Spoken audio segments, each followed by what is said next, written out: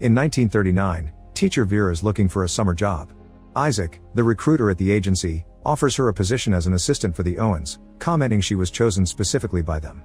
Vera's wary because she doesn't think she's suited for the position, but she changes her mind when she sees the Owens even sent money in advance.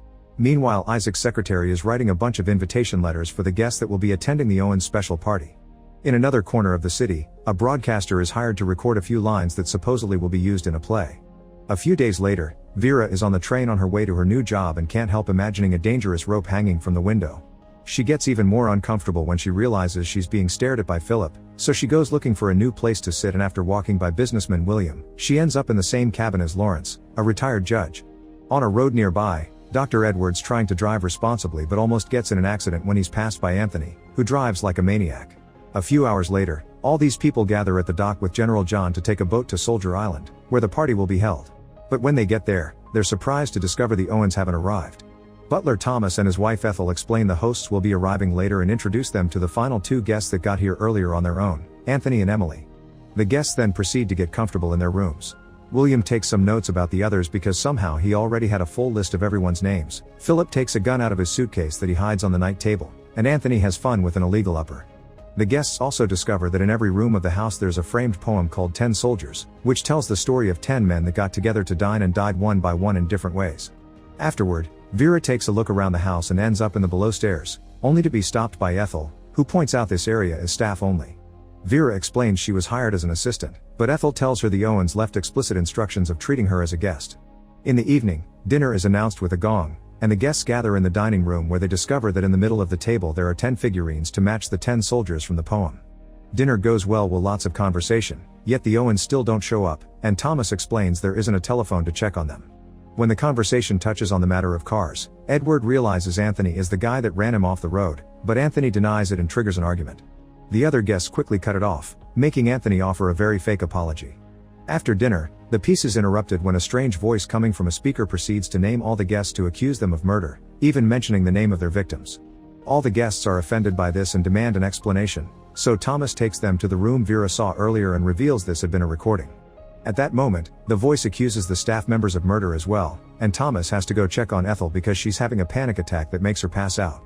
While Thomas takes Ethel to her room so Edward can check on her, Anthony freaks out and grabs William to demand answers since supposedly he was close friends with the Owens. William has not choice but to confess he's a detective and not a businessman.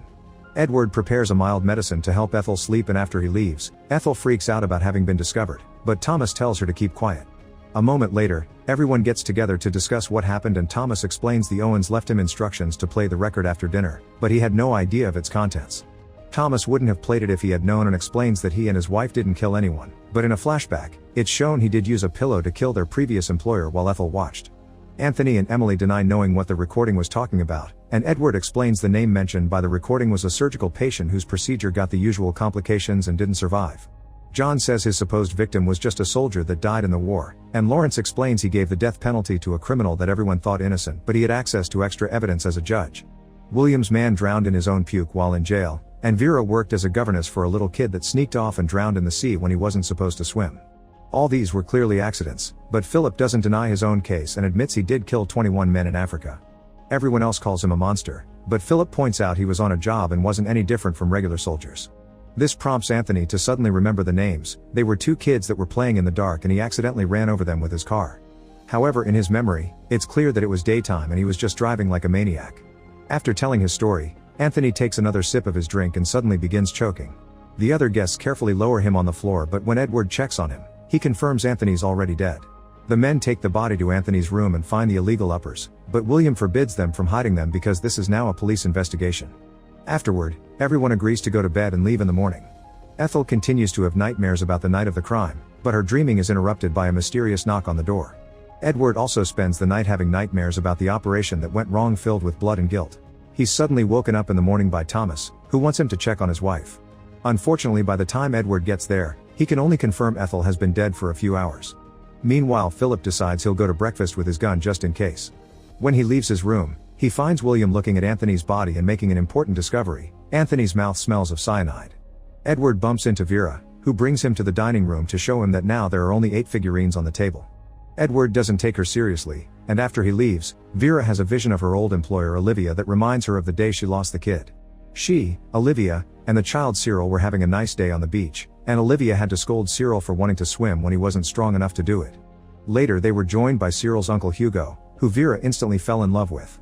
A moment later, everyone has breakfast prepared by Thomas, and Vera insists on asking about the figurines, but the others swear they didn't touch them. Vera is still worried because Anthony's and Ethel's deaths match the lines of the poem, and she thinks healthy young men like Anthony don't die out of nowhere. She wonders why Edward brought medicines with him if he came for a party and not for work, prompting Edward to admit he was supposed to treat Mrs. Owen. Vera still thinks they should check his bag, and Edward finally gives in, but only after pointing out that then they should also check Lawrence's things because Edward saw him in the cancer ward in his clinic. Both suitcases are checked, but they only find mild medicine, nothing dangerous, and an offended Edward throws Vera's suitcase open in revenge. Afterward, Philip approaches Vera in private and explains he killed those men for diamonds before asking Vera about her own truth, but Vera sticks to her story. She loved the kid and almost drowned too trying to save him. Meanwhile, John's packing his things and remembering the day his friend Henry died. During the war, John found letters from his wife in Henry's jacket because they had been having an affair behind John's back. When he saw Henry again, John pretended everything was fine, but as soon as Henry turned around, John shot him. Downstairs, Philip's asking Thomas for more information, and Thomas explains he and his wife had been on the island for a week but they never saw anyone except for the sailor that came with supplies. Philip thinks the Owens must be hiding somewhere on the island and William agrees to go searching with him.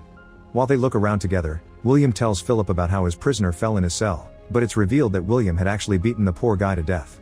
John is also out for some fresh air, and when Vera checks on him, he confesses his wife died of influenza after the war and that he regrets not letting her be happy. He also thinks the boat won't come and that they're stuck here.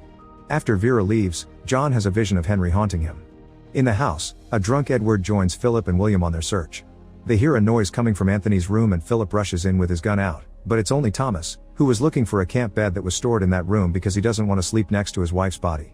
Unlike the guests, he isn't allowed to leave when the boat comes. In the meantime, Vera helps Emily with her wool and gets to hear her story, which she hadn't wanted to share in front of the men. Emily had hired a foundling girl as her maid and taught her all she knew, but the girl got into trouble and Emily refused to help her, so the girl ended things for herself. After Vera goes inside for some tea, Emily notices there's a storm coming, but the birds are actually strange. When she comes closer to check, she discovers the birds are flying above John, who is now dead. A moment later, the men bring John's body inside, and William confirms this is without a doubt murder. Vera checks the figurines again and notices another one went missing. Remembering how she failed to save Cyril and scared by all these deaths, Vera goes to the beach to end things, but Lawrence stops her and brings her back into the house. The guests have a meeting to discuss things and start by asking Philip about his gun. He explains he wasn't invited here, he had also been hired by Isaac under Owen's orders, who paid him well for coming as a mercenary ready to act if necessary. Lawrence came because he was told a friend of his was going to be here. Emily came because Mrs. Owen had been interested in her work on education. William was told someone would come under false pretenses and a cop would be needed, so Owen supplied a list of guests, and Edward came as a doctor for Mrs. Owen. However, everyone got these invites through letters and never got to meet the Owens. At that moment, Lawrence realizes that the initials that signed the letters were UN Owen, which sounds like unknown. Lawrence thinks this is a riddle and the killer is one of them. Meanwhile, Thomas discovers there are some liver and kidneys missing from the fridge. The boat never comes, so when night falls, everyone goes to sleep and locks their doors. Emily prays for protection and gets terrified when she has a vision of her maid appearing next to her. The next morning, Edward desperately hits the gong downstairs to make everyone wake up because he found Thomas dead. The killer had used an axe, once again matching the poem and proving Vera right. While Philip and William take the body to his room, Vera makes coffee, but Emily doesn't drink it because she can't trust it. Edward approaches Lawrence in private and after apologizing for telling everyone about his illness, he asks him for an alliance, which Lawrence accepts.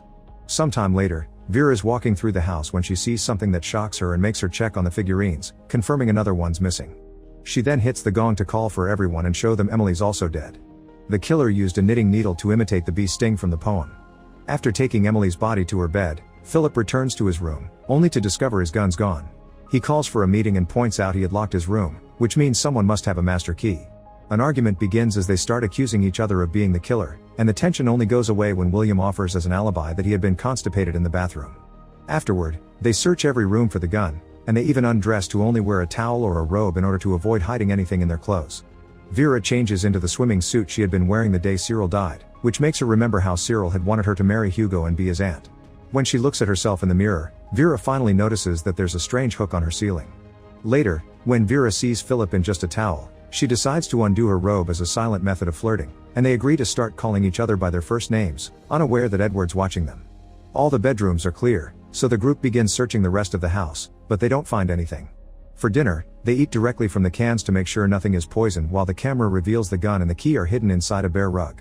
Later while they drink, Vera keeps thinking about Cyril and a conversation she had with his mother. Olivia explained she hadn't known she was pregnant when her husband died, so Hugo stepped in to inherit everything. But when Cyril came along, all his dreams of fortune were shattered. Vera decides she wants to make some tea and everyone goes with her to the kitchen for safety. The men take the chance to ask Lawrence about all the death penalties he's given, and Lawrence admits he went to see every criminal die because it was his responsibility. The recording had accused him of killing Seaton, who the news thought was innocent, but Lawrence had been given Seaton's diaries where he wrote all the dirty things he did. Seaton had been different because he refused the hood in order to look Lawrence in the eye while he died, and that look still haunts Lawrence. Hearing the word haunt makes Vera see Cyril standing nearby, but also makes her remember getting frisky with Hugo on the beach. Afterward, Lawrence goes to the living room to read and Vera returns to her bedroom. While she's washing her face, Cyril appears behind her, and suddenly a hand appears on the sink and tries to kill her. As memories of Cyril's death flood her mind, Philip and Edward come to the room to find her on the floor, explaining she had had a panic attack. She turns down the brandy that William brings her because she's suspicious, so Philip goes looking for a closed bottle. The group begins to drink and discuss the weird hook in Vera's bedroom, but they suddenly realize Lawrence didn't come when Vera screamed. They rush downstairs and discover Lawrence has been shot in his reading chair, just like the poem says. The body is taken to the corresponding bedroom, and while everyone argues over accusations, Vera finds another figurine gone. The group hates the fact they can wait to die, so they decide to throw a party where they get drunk and consume Anthony's illegal uppers while listening to the recording with the accusations. Philip and Vera get very close while dancing, and Edward tells William about his suspicions of the young couple working together. Philip promises Vera that he'll protect her, and when it's time for everyone to go to bed, Philip follows Vera to her room so they can spend the night getting busy. Meanwhile, William thinks about the night his prisoner died. The poor boy had been accused of watching other men inappropriately in a public bathroom, and William tries to imagine himself letting the guy go, but even in his imagination he ends up killing the guy. At that moment, William hears a noise and leaves the room to discover Edward running downstairs, so he goes to pick Philip up to go after him together. Vera is left alone in the room and begins thinking about the past again. While she was in the hospital after she almost drowned trying to save Cyril, she was visited by Hugo, who acted very cold toward her. He informed her she was fired because there wasn't a kid for her to watch anymore, but he left her some money and refused to see her again. Sometime later, Philip and William return without having found Edward, but Philip does find his gun just lying on his bed and another figurine goes missing. Vera remembers that the next death is by a red herring and thinks Edward's still alive, especially since the party had been his idea. William begins wondering if they're all already dead and this is hell, finally admitting he did kill his prisoner, and Philip has to calm him down. Afterward, William begins looking for Edward, only to suddenly see a huge bear coming after him. Philip and Vera go to the cliff with the intention to start a big fire that could get a boat's attention, but they realize William didn't come with them. They return to the house and find William dead under the bear rug, matching the zoo bear from the poem. Now there are only 2 figurines left on the table.